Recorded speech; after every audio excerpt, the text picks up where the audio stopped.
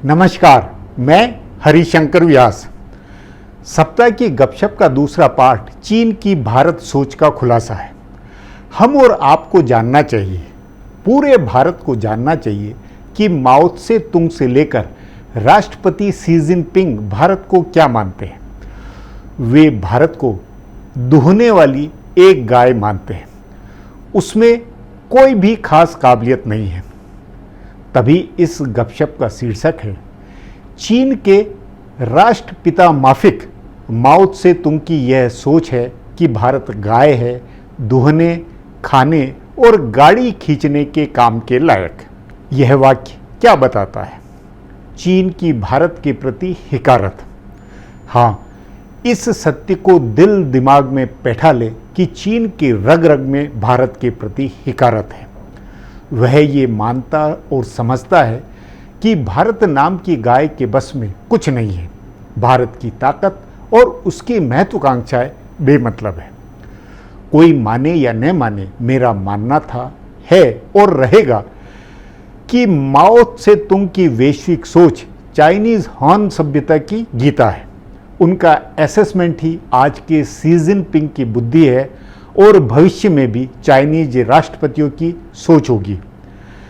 सन 1949 से 2015 की चाइनीज विदेश नीति और चीन तथा भारत रिश्तों का इतिहास लिखने वाले प्रोफेसर जॉन गॉर्वर ने अपनी पुस्तक में माओ की एक कविता का उदाहरण दिया है। माओ कहते हैं, भारत भालू या कि सोवियत संघ के साथ खड़ी एक असहाय गाय है। माओ के अनुसार भारत के लिए गाय का रूपक सर्वाधिक उपयुक्त है। वह गाय से अधिक नहीं, केवल खाने के लिए, लोगों की सवारी और गाड़ी खींचने के काम लायक। उसमें कोई भी खास काबिलियत नहीं है। गाय भूखी मर जाएगी यदि उसे मालिक ने खाने को चारा नहीं दिया। भले यह गाय अपनी कितनी ही महत्वाकांक्षाएं बनाए, वे सभी बेमतलब है। सोचें, चेयरमैन माओ भारत को लेकर यह सोचते थे। यह बात उस वक्त की है जब भारत और चीन के बीच में लड़ाई शुरू होने के बावजूद उतने खराब रिश्ते नहीं हुए थे। सोचें, भारत पर चीन की यह सोच। क्या माओ के ये वाक्य आपके लिए चौंकाने वाले नहीं हैं? कितनों को पता है ये, मगर हम हिंदुओं का रोना ही यह है कि जो हम और हमारे प्रधानमंत्री या अंबानी व अदानी जैसे सेठ ये पढ़ते बूझते ही नहीं है कि चाइनीज सभ्यता या दूसरी सभ्यताएं भारत और हिंदुओं को लेकर क्या सोचती है। जो हिंदू अपने को विश्व गुरु मानते हैं और भगवान नरेंद्र मोदी के श्रीमुख में विश्व का गोला देखता है, वे हमारी 1000 साल की गुलामी को भी भूल बैठे हैं। अपने ही घर में हम भयाकुल और गुलाम की तरह व्यवहार कर रहे हैं। बहरहाल, माओ का ये प्रसंग मेरी हाल में अरुण शौरी से हुई बातचीत में आया। मैंने अपने कौतुक में उनसे पूछा कि आप भारत सरकार में रहे हैं, जरा मुझे समझाएं कि ऐसा कैसे है जो हमारे राष्ट्र व राज्य का प्रतिष्ठान, हमारे सामरिक पुरोधा चीन को समझते नहीं हैं। अब तो उन्हें समझ आना चाहिए। इसी बात पर उन्होंने माओ त्से तुंग की भारत सोच का सार बताते हुए मुझे ये जानकारी दी कि उन्होंने अपनी किताब में भी अमेरिकी विदेश मंत्री किसिंजर और माओ की बातचीत में माओ की भारत थिंकिंग का बताई हुई है। कह सकते हैं कि अरुण शौरी, शिवशंकर मेनन, श्याम शरण जैसे विश्लेषक और चिंतक अपने अपने लिखे से चीन की भारत दृष्टि के संकेत देते रहे, लेकिन नेता और जनता के भेजे में ऐसी सच्चाई इसलिए नहीं उतरती है क्योंकि गोपालक देश में वैश्विक मामलों की साक्षरता भला कहाँ है। ऊपर से नेता और जनता की भाषा हिंदी में बेबाक लिखने और बोलने वाले भी नहीं है। इसलिए भारत की विदेश नीति लगातार चिकनी चुपड़ी बातों और गाय के भोले स्वभाव की मारी है। ऐसा ईसाई, इस्लाम व यहूदी और चाइनीज सभ्यता में नहीं है। इसमें यहूदियों का मामला जरा अलग है। बाकी सभी सभ्यताएं विजेता की जिंदा दिली और रियल वैश्विक सोच की प्रमाण है। इस सत्य तथ्य को जान लें कि चाइनीज हान सभ्यता संस्कारगत अपने को विश्व की धुरी समझती है। माओ से पहले दक्षिणपंथी चियांग काई शेक हो या घोर कम्युनिस्ट माओ या सुधारवादी कम्युनिस्ट देंग सियाओपिंग या मौजूदा कारोबारी सी जिनपिंग और उनके साथ कम्युनिस्ट पार्टी, उनका एलिट, खरबपति चाइनीज सभी मध्यकालीन हान सभ्यता के गौरव की वैश्विक पताका का रोड मैप बनाए हुए हैं। इसी फ्रेमवर्क में चीन चलता है। इसके खातिर चाइनीज ने अमेरिकी पूंजीपतियों को उल्लू बनाया, ईसाई व इस्लामी सभ्यता से याराना बनाकर अपना उल्लू साधा। दूसरी तरफ एशिया के देशों तथा दुनिया के गरीब, विकासशील भारत व पाकिस्तान, दक्षिण एशिया व आसियान देशों को व्यापार, पैसे या पूंजी से खरीदा हुआ है या अपने पर निर्भर बना रखा है। तभी तय माने कि माओ तथा चाउ एन लाई जैसे पंडित नेहरू को हैंडल करते थे, वैसे ही अब सी जिनपिंग नरेंद्र मोदी को हैंडल करते हैं। कोई चाइनीज भारत को ताकतवर नहीं मानता है। माओ ने अपने मन की बात चाइनीज की भारत सोच को अमेरिकी विदेश मंत्री हेनरी किसिंजर को पटाते हुए बताया था और उसी से निक्सन किसिंजर के कारण चीन दुनिया की फैक्ट्री भी बना। वह अमेरिका की मेहरबानी से ही रियल महाशक्ति हुआ। तब उसने भारत के खिलाफ अमेरिका को काफ़ी कुछ भड़काया था। उसने तब सोवियत संघ से अपनी दुश्मनी का जासा देते हुए माओ ने किसिंजर से भारत का खुलासा करते हुए यह भी कहा था कि उसकी चिंता नहीं करें, भारत की फिलॉसफी शब्दों का एक मात्र सिर्फ और सिर्फ खाली पीपा है। तभी सोचें कि शब्दों की जुगाली के अपने महानायक प्रधानमंत्री नरेंद्र मोदी की बातें सुनकर राष्ट्रपति शी जिनपिंग मन ही मन क्या सोचते होंगे, जरा कल्पना कीजिए।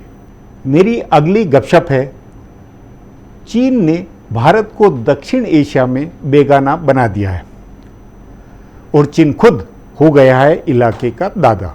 हाँ, चीन ने शातिरता से दक्षिण एशिया में भारत की हैसियत को मारा है। भारत की विदेश नीति शांतिपूर्ण व सह अस्तित्व की रही है, परंतु क्या आज कहा जा सकता है कि भारत अपने पड़ोस में शांति और सह अस्तित्व के साथ रह रहा है?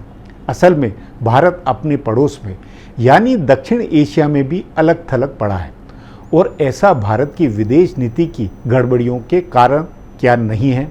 लेकिन इसके उससे ज़्यादा दूसरे कारण हैं।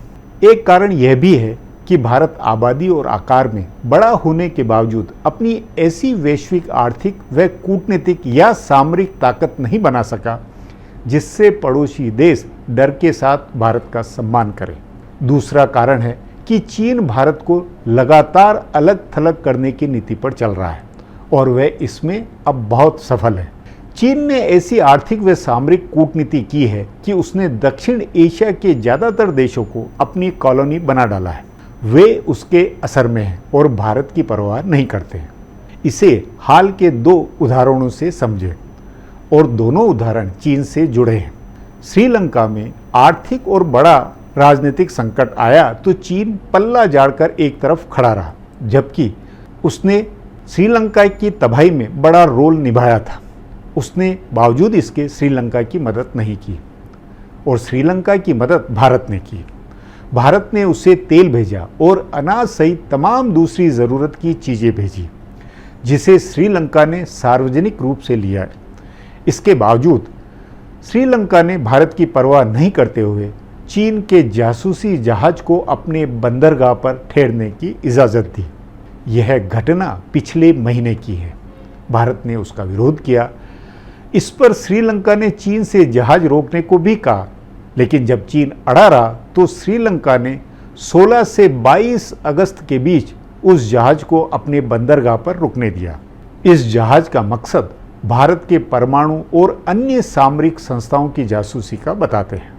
दूसरी खबर 16 सितंबर की है। श्रीलंका के राष्ट्रपति विक्रमसिंघे ने बंदरगाह के मामले का जिक्र किया।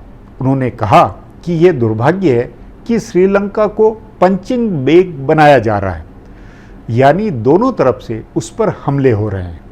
इसके साथ ही उन्होंने कहा कि हिंद महासागर में बड़ी ताकतों के बीच में कंपटीशन के दौरान वह पार्टी नहीं चाहता है। उन्होंने कहा कि श्रीलंका नहीं चाहता है कि प्रशांत महासागर का विवाद हिंद महासागर में पहुंचे। वह किसी भी सैन्य गतिविधि का हिस्सा नहीं बनेगा। जाहिर है श्रीलंका का इशारा भारत की ओर है। भारत की तमाम मदद के बावजूद उसने साफ कहा है कि अगर भारत और चीन के बीच किसी किस्म का टकराव होता है तो वह किसी तरफ से उसका हिस्सा नहीं बनेगा। सोचे, भौगोलिक सीमा के साथ साथ श्रीलंका के साथ भारत का सांस्कृतिक और नस्ली रिश्ता भी है और ऊपर से भारत ने हमेशा उसकी मदद की है। इसके बावजूद उसने भारत के साथ खड़े होने से इनकार किया है। यह स्थिति सिर्फ श्रीलंका की नहीं है। नेपाल के साथ अलग से भारत के संबंध काफ़ी बिगड़ गए हैं। चीन का वहाँ ऐसा दबदबा बना है कि नेपाल सिर्फ तटस्थ नहीं है बल्कि वहाँ भारत विरोध बढ़ गया है। नेपाल में भारत विरोध इतना बढ़ गया है कि पिछले दिनों लीपू लेक और काला पानी में भारत के सड़क और पुल बनाने का नेपाल ने विरोध किया और यह कहा कि यह उसका इलाका है। उसके सैनिक आए दिन सीमा पार भारतीयों पर कार्रवाई कर रहे हैं। भारतीय वस्तुओं का नेपाल में बहिष्कार हो रहा है और अब अग्निपथ योजना से भी नेपाल ने अपने लोगों को अलग कर दिया है। बुद्ध की सॉफ्ट डिप्लोमेसी का कार्ड भारत के हाथों से छीनने के लिए सोचें, चीन ने हाल में नेपाल के लुम्बिनी यानी बुद्ध के जन्म स्थान पर हजारों करोड़ रुपए का निवेश किया है। इतना ही नहीं, यह प्रचार भी कर डाला है कि उन्हें या कि गौतम बुद्ध को गया में ज्ञान प्राप्त नहीं हुआ था बल्कि जन्म के साथ ही बुद्ध को ज्ञान प्राप्त हो गया था। उधर पाकिस्तान पहले से भारत का दुश्मन देश है। उसने ऐलान किया हुआ है कि चीन उसका ऑल वेदर फ्रेंड है। चीन ने दोनों तरह से पाकिस्तान को अपने नियंत्रण में लिया हुआ है। उसने उसकी मदद की है और वन बेल्ट वन रोड योजना उसके इलाके में शुरू की है, तो साथ ही कर्ज देकर भी उसको अपने जाल में फंसाया है। चीन और पाकिस्तान की दोस्ती ऐसी है कि पाकिस्तान की सरजमी से भारत के खिलाफ आतंकवादी गतिविधियां चला रहे आतंकियों को भारत संयुक्त राष्ट्र संघ में अंतर्राष्ट्रीय आतंकवादी घोषित नहीं करा पा रहा है। दुनिया के सभ्य और लोकतांत्रिक देशों की मदद से भारत जब भी इस तरह के प्रस्ताव संयुक्त राष्ट्र सुरक्षा परिषद में लाता है तो चीन उससे तुरंत रुकवा देता है। अफगानिस्तान में तालिबान के शासन के साथ भी चीन के जैसे संबंध है वैसे पाकिस्तान के भी नहीं है। चीन ने ज़्यादा गहरा दोस्ताना संबंध बना डाला है। तालिबान के कट्टरपंथियों को भी चीन से अब कोई शिकायत नहीं है। यहाँ तक कि उइगर मुसलमानों पर होने वाले जुल्म को भी तालिबान ने मंजूर किया हुआ है। उधर म्यांमार के सैन्य शासन को चीन का समर्थन है तो भूटान के साथ भी उसने सीमा को लेकर ऐसा समझौता किया है जिससे भारत को आने वाले दिनों में बहुत मुश्किलों का सामना करना पड़ सकता है। ध्यान रहे, भूटान के कई हिस्सों पर चीन दावा करता है और वो ऐसे हिस्से हैं जहां तक पहुंचने के लिए अरुणाचल प्रदेश से होकर जाना होगा। इस तरह चीन भूटान के बहाने भारत की ज़मीन पर दावा कर रहा है। बांग्लादेश भी चीन के असर में आता हुआ, लेकिन वह अभी उस तरह से चीन की कॉलोनी नहीं बना है जिस तरह दक्षिण एशिया के बाकी देश बन गए। इस तरह क्या यह नहीं लगता कि चीन ने भारत के सारे पड़ोसी देशों को अपने नियंत्रण में ले लिया है और भारत को अलग थलग बेगाना बना डाला है। गपशप का 10 सितंबर 2022 का यह एपिसोड, इसका दूसरा पार्ट अब यहीं समाप्त होता है। धन्यवाद।